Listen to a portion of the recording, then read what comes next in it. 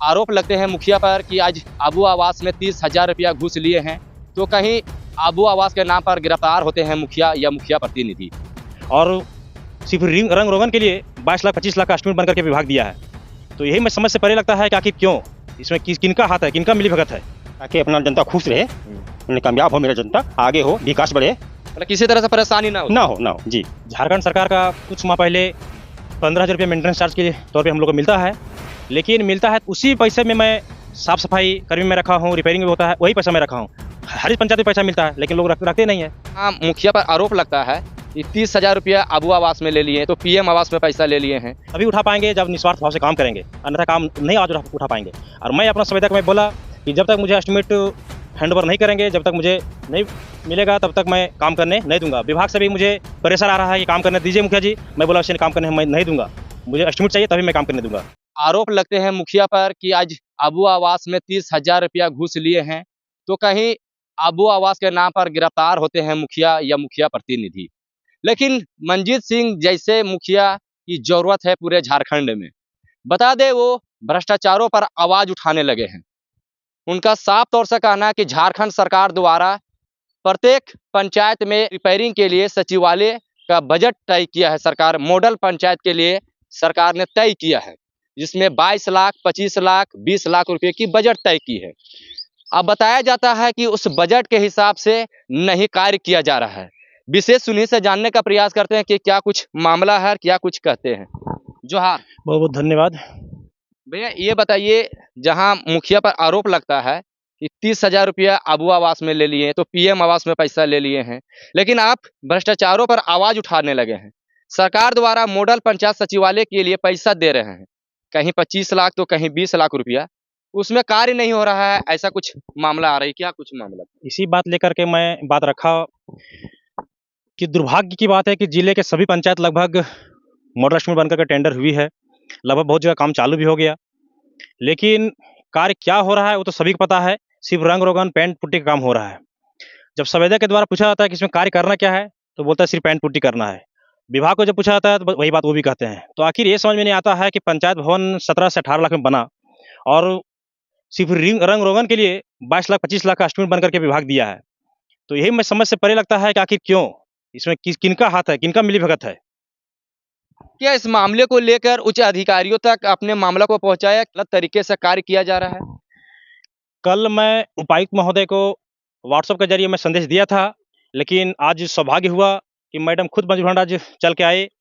उसी दरमियान में मैं लिखित आवेदन में उनको मैं दिया और संज्ञान ली भी हो, और मैम खुद बोली कि जितना जल्द हो मैं एक्शन लेकर के मैं कार्रवाई करूंगा। क्या लग रहा है कि आपके पंचायत में ऐसा मामला है या पूरा मजूरहंड में?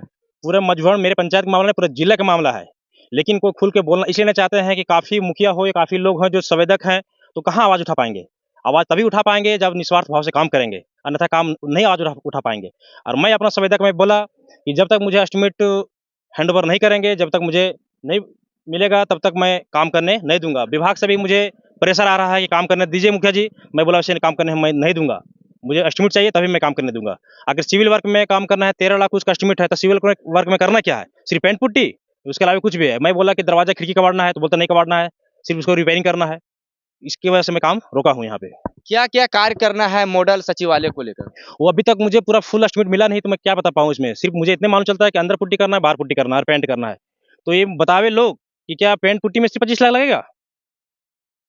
बता दे कि ये मझगांवा पंचायत की पंचायत सचिवालय है। एक बार जरूर कहेंगे, पहले इस वीडियो को दिखाएं, उसके बाद हम आगे की बात करेंगे। बता दें कि यहाँ पे नहीं लगता है कि किसी तरह से व्यवस्था चाहिए, क्योंकि अपने खर्च से मुखिया जी ने सारी व्यवस्था कर रखी है।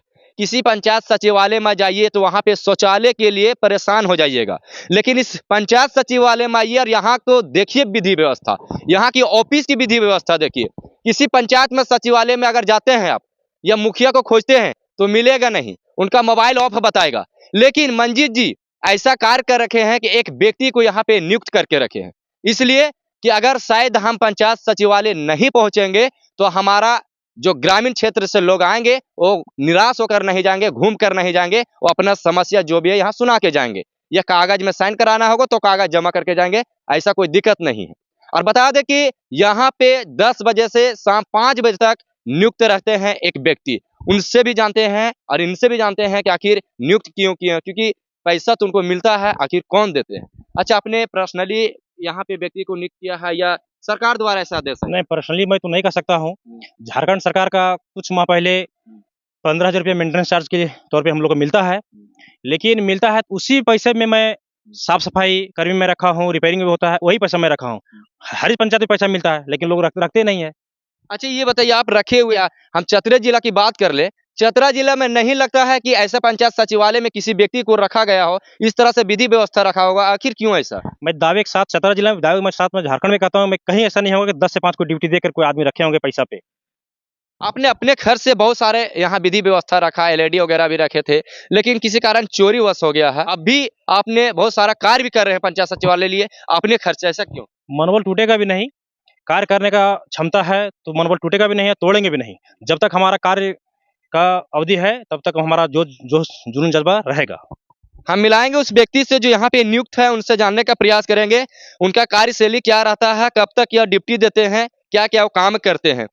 पहले ये बताइए, आप यहाँ ड्यूटी देते हैं, कितना कितना बजे से समय से आप ड्यूटी देते हैं? सर ऐसा है ना, 24 आवर्स 7 डे। जब बुलाए मुखिया जी, चाचा जी, आ जाइए, थोड़ा सा मुहर मारना है, मैं आ गया। जब कभी मुखिया जी अगर नहीं रहे तो आप यहाँ 24 मतलब सुबह 10 बजे से शाम 5 बजे तक रहते हैं? जी जी जी बिल्कुल। अच्छा, व्यवस्था यहाँ पे किस तरह से है? आप पंचायत सचिवालय में क्या क्या व्यवस्था है? अब देखिए रहे सर, क्या क्या व्यवस्था है। आपका शौचालय है, टॉयलेट है, साफ सफाई देखिए रहे अपना, देख रहे हैं। इतना सुविधा आप लोग दे रहे हैं ग्रामीणों के लिए, आखिर क्यों?